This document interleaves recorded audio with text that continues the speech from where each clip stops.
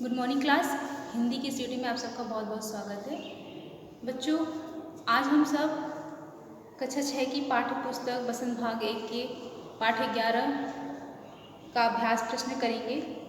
हम लोगों ने पाठ 11 से अपनी पिछली वीडियो में निबंध से आगे पेज नंबर 83 निबंध से आगे के प्रश्न जो थे पहला, दूसरा, तीसरा और चौथा, इसको पूरा कर लिया था। और आज हम लोग भाषा की बात से जो प्रश्न हमारे पूछे गए हैं उसको देखेंगे और समझेंगे। ठीक है, तो क्या बोल रहा है भाषा की बात में? पहला हमारा प्रश्न है, पाठ में स्पर्श से संबंधित कई शब्द आए हैं। जितनी भी हमारे स्पर्श करने वाली चीज़ें हैं तो पूरे पाठ में कई सारी चीज़ें आई हुई हैं। नीचे ऐसे कुछ और शब्द दिए गए हैं और बताओ कि किन चीज़ों का स्पर्श ऐसा होता है। यहाँ चीज़ों के नाम बताने हैं कि छूने से किन किन चीज़ों का स्पर्श ऐसा होता है। तो यहाँ पे चिकना लिखा है, मुलायम लिखा है, चिपचिपा लिखा है, खुरदुरा लिखा है, भुरभुरा लिखा है। तो पूछ रहा है स्पर्श लिखें। तो अपनी कॉपी में कैसे लिखेंगे आप लोग? स्पर्श लिखें। तो चिकना, सबसे पहले क्या पूछ रहा है? चिकना। तो चिकनी क्या क्या चीजें होती है वो हमें बताना। चिकना होता है घी, और क्या चिकना होता है? तेल और क्रीम। ठीक है, और क्या चीजें हो सकती हैं ऐसी पदार्थ जो हमें चिकना महसूस हो, स्पर्श करने पे हमें क्या लगे? चिकना लगे। दूसरा क्या है? मुलायम। मुलायम, तो मुलायम क्या क्या होता है? रुई। यहाँ वाक्य प्रयोग नहीं करना है, यहाँ ये नहीं बताना है कि तकिया मुलायम है, यहाँ सिर्फ चीजों का नाम बताना है। तो रुई हमारी मुलायम होती है। और क्या होती है? और कौन कौन सी चीजें मुलायम होती हैं? जैसे रेशमी कपड़े, रेशमी कपड़े, फूल, फूल भी क्या होता है? मुलायम होता है। और क्या पूछ रहा है? सख्त। सख्त मतलब कठोर यानी कड़ा। तो क्या होता है? लोहा, लकड़ी। और क्या लिख सकते हैं? बहुत सारी ऐसी चीजें हैं जो क्या होती हैं? सख्त होती हैं, जैसे पत्थर। ठीक, और चिपचिपा पूछ रहा है। चिपचिपा, चिपचिपा क्या क्या चीजें होती है बच्चों? चिपचिपी होती है गोंद, जिसे हमारी कॉपियाँ फट जाती है तो हम लोग उसको चिपकाते हैं। चीनी की चाशनी, चीनी की चाशनी। और क्या चीजें होती हैं? शहद, शहद भी चिपचिपी होती है। ठीक, ऐसे ही खुरदुरा, खुरदुरा, खुरदुरा क्या होता है? जो चिकना ना हो, उबड़ा उबड़ा सा हो। जैसे क्या बोल सकते हैं? खुरदुरा सड़क, क्या बोल सकते हैं उसको? सड़क की ऊपरी सतह, क्योंकि वो प्लेन नहीं होती है। सड़क की ऊपरी सतह। और क्या? अनानास का छिलका, अनानास जो पाइनएप्पल होता है उसका जो छिलका होता है क्या होता है? खुरदुरा होता है। तो लिख सकते हैं अनानास का छिलका। और क्या लिख सकते हैं? पेड़ की छाल, पेड़ की छाल। ठीक। अब हमारा आखिरी है भुरभुरा। भुरभुरा, भुरभुरा होता है जो हमारे हाथों में, हमारी हथेलियों में आता है और आसानी से क्या होता है, फिसल के गिर जाता है। लेकिन वो द्रव अवस्था में नहीं होता है, वो सूखा होता है। तो भुरभुरा क्या क्या चीजें होती हैं, जैसे बालू, आटा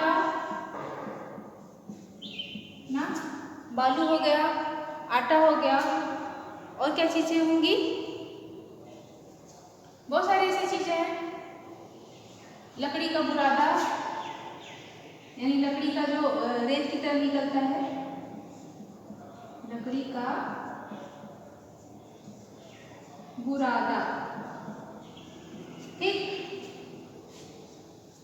अब हमारा अगला प्रश्न है बच्चों, अगर मुझे इन चीजों को छूने भर से इतनी खुशी मिलती है तो उनकी सुंदरता देखकर तो मेरा मन मुग्ध ही हो जाएगा। लेखिका कहती हैं, किस लिए कहती हैं? प्राकृतिक चीजों को वो देख नहीं पाती, लेकिन उनका वो स्पर्श करती हैं और वो बोलती हैं कि इन चीजों को छूने भर से मेरे मन को इतनी शांति और सुकून मिलता है, तो जब मैं इन्हें देखूंगी तो मेरा मन क्या हो जाएगा, मुग्ध हो जाएगा। ऊपर रेखांकित संज्ञाएं क्रमशः किसी भाव और किसी की विशेषता के बारे में बता रहा है। भाव भी बता रहा है और विशेषता भी बता रहा है। ऐसी संज्ञाएं भाववाचक संज्ञाएं कहलाती हैं। जहाँ भाव और संज्ञा दोनों दिखाई दे तो वहाँ क्या होता है, भाववाचक संज्ञा होता है। गुण और भाव के अलावा भाववाचक संज्ञाओं का संबंध किसी की दशा और किसी कार्य से भी होता है। भाववाचक संज्ञा की पहचान यह है कि इससे जुड़े शब्दों को हम सिर्फ महसूस कर सकते हैं। भाववाचक संज्ञा क्या होती है, सिर्फ हम उसको महसूस करते हैं। भाव क्या होता है, महसूस करने की चीज होती है। ठीक है। और आगे लिखी भाववाचक संज्ञाओं को पढ़ो और समझो। इनमें से कुछ शब्द संज्ञा और कुछ क्रिया से बने हैं, उन्हें भी पहचान कर लिखो। पीछे लिखा हुआ है भाववाचक संज्ञा, उसमें पहचानना है कि इसके मूल शब्द कौन से हैं और उसमें संज्ञा है कि क्रिया है या विशेषण है। जैसे लिखा है मिठास, मिठास क्या है, भाववाचक संज्ञा है। इसको पहले मिटाएंगे हम लोग।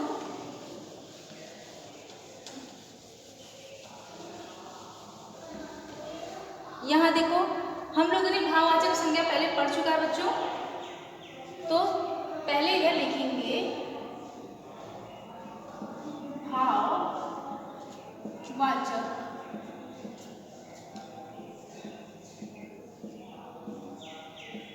संज्ञा। ठीक, भाववाचक संज्ञा।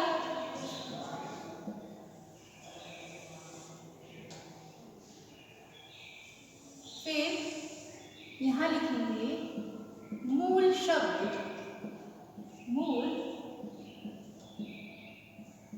शब्द।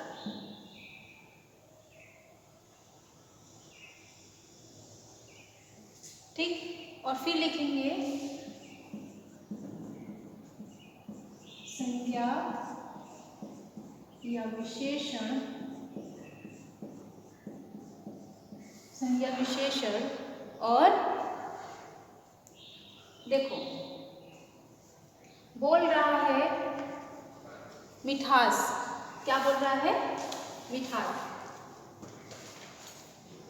मिठास क्या है, भाववाचक संज्ञा है। ठीक, क्योंकि मिठास क्या है, ये हमारी भावनाओं से पता चलता है कि ये मिठास है। मिठास भाववाचक संज्ञा है। और ये किस शब्द से बना है, मूल शब्द क्या है इसका, मूल शब्द है मीठा, मीठा से बना है मिठास। ठीक है, मूल शब्द है मीठा। और मीठा क्या है, ये संज्ञा है या सर्वनाम है या क्रिया है या विशेषण है। तो मीठा, तीता, खट्टा, ये सारी चीज़ें क्या होती हैं? संज्ञा की विशेषता बताते हैं। तो ये हमारा क्या हो गया? विशेषण। विशेषण। अगला है हमारा भूख। भूख, भू भी भाववाचक संज्ञा है और मूल शब्द क्या है? भूखा। कोई व्यक्ति भूखा होगा तभी उसे क्या लगेगी?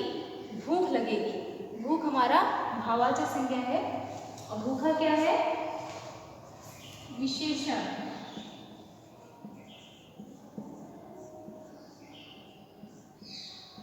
ना, वो भूखा है, वह आदमी भूखा है। भूखा शब्द किसकी विशेषता बता रहा है? उस आदमी की। ठीक। शांति।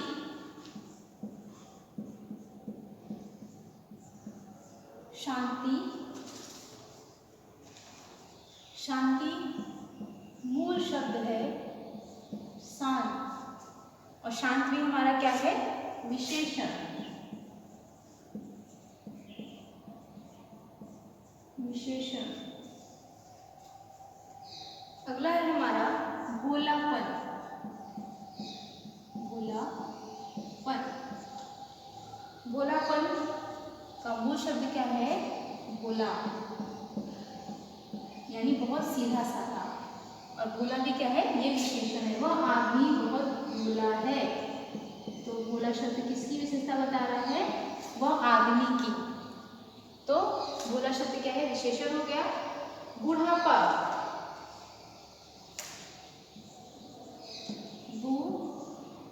बुढ़ापा, बुढ़ापा किस शब्द से बना है? बूढ़ा शब्द से। किसे बना है? बूढ़ा। और बूढ़ा क्या है? विशेषण। अगला है हमारा बहाव। घबराहट। घबराहट। और इसका मूल शब्द क्या है? घबराना। घबराना। घबराना हमारा क्या है? क्रिया। क्रिया।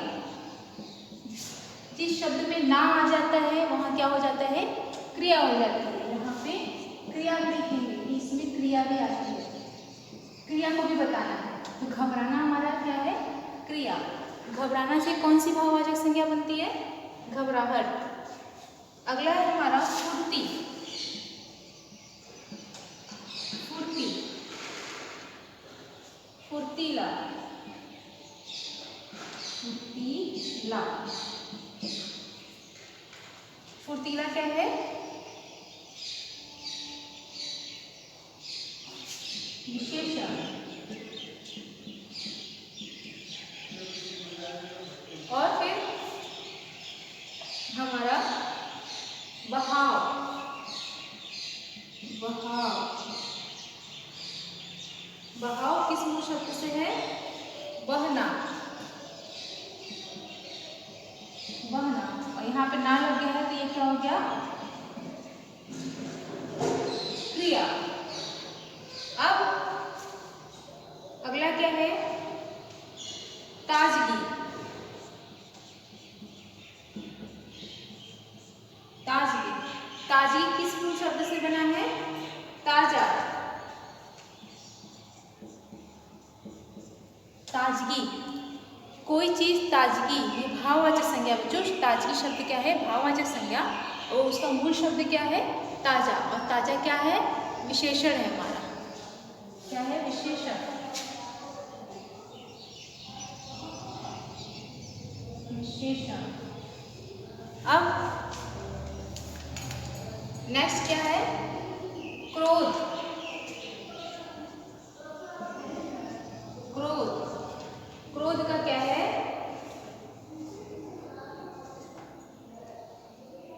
क्रोधी। क्रोधी को क्रोध आता है,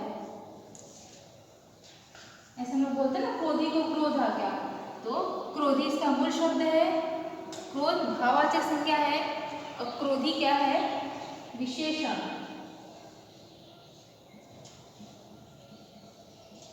विशेषण। अगला है हमारा मजदूरी। क्या है? मजदूरी। और ये क्या है? मजदूर। मजदूर, मजदूरी। और ये क्या है? संज्ञा है। मजदूर क्या होता है? जातिवाचक संज्ञा होता है ना, क्योंकि मजदूर का नाम नहीं है लेकिन है वो एक संज्ञा मजदूर। और मजदूरी क्या है? उसका भाववाचक संज्ञा। हमारा अगला लास्ट है अहसास। अहसास।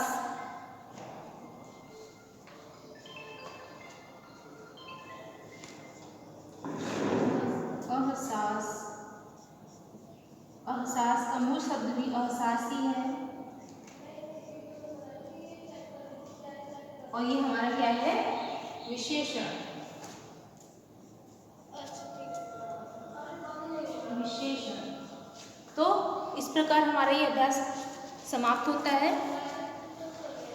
इसके बाद अगला प्रश्न है बच्चों तीसरा। मैं अब इस तरह के उत्तरों की आदी हो चुकी हूँ। अब बगीचे में आम, अमलतास, सेमल आदि तरह तरह के पेड़ लगे थे। आदि, आदि देखो यहाँ 2 बार शब्द आए हैं, लेकिन यहाँ पर दोनों आदि का मतलब क्या है? अलग है। एक आदि में बड़ी की मात्रा लगी है और दूसरे आदि में छोटी की मात्रा लगी है।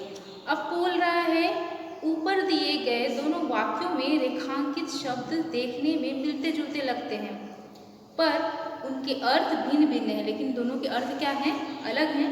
नीचे कुछ और शब्द दिए गए हैं, वाक्य बनाकर उनका अर्थ स्पष्ट करो। जब भी हम किसी शब्द का वाक्य बनाएंगे तो हमें क्या होती है? उसके अर्थ की प्राप्ति होती है वाक्य प्रयोग करने से। जब हमारे 2 शब्द ऐसे होते हैं जो सुनने में एक जैसे लगते हो लेकिन लिखने में क्या हो? अलग अलग हो। तो आइए हम लोग उस शब्द को लिखते हैं और उसका वाक्य प्रयोग करके देखते हैं।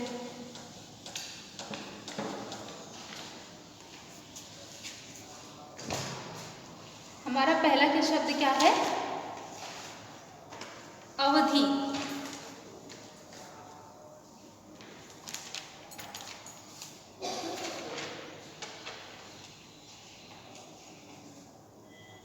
ना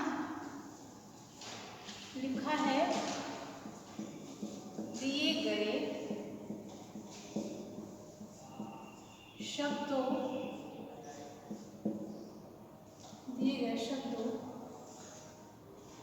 का वाक्य प्रयोग करें। का वाक्य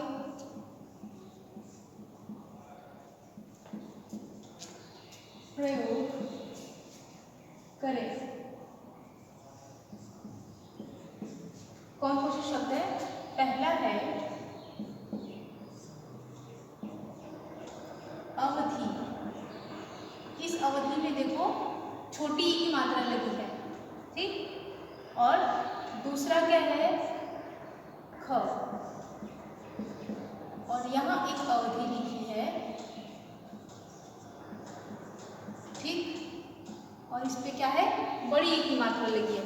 दोनों तो लिखा अवधि है लेकिन दोनों के अर्थ क्या है? अलग अलग है। इस अवधि का मतलब होता है समय। इस अवधि का मतलब होता है समय। और इस अवधि का मतलब होता है एक प्रकार की भाषा। एक प्रकार की भाषा। ये एक प्रकार की क्या है? भाषा है। लेकिन यहाँ पे हमें इसका वाक्य प्रयोग करना है इसके सामने। तो अवधि, अवधि का मतलब होता है समय। राम के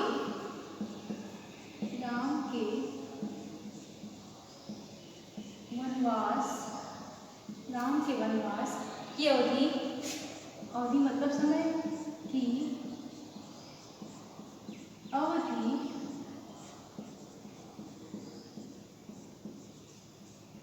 14 वर्ष थी। 14 वर्ष थी। ठीक, राम के वनवास की अवधि 14 वर्ष थी और इस अवधि का मतलब क्या होता है, एक प्रकार की एक भाषा है। तो रामचरितमानस अवधि में लिखा गया है। रामचरित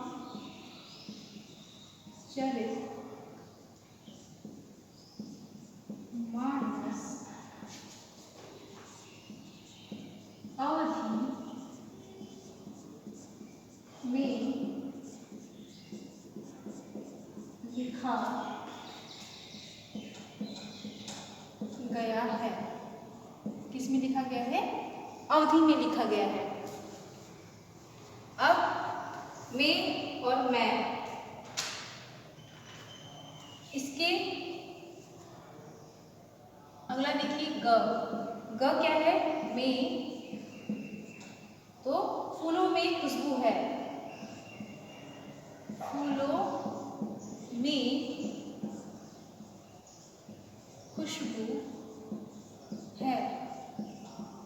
ठीक, और यहाँ लिखा है मैं। तो मैं का क्या होगा? मैं अच्छा खिलाड़ी हूँ। मैं अच्छा खिलाड़ी हूँ। अब इसके बाद के अभ्यास प्रश्नों को बच्चों हम लोग अपनी अगली वीडियो में देखेंगे और तब तक के लिए धन्यवाद।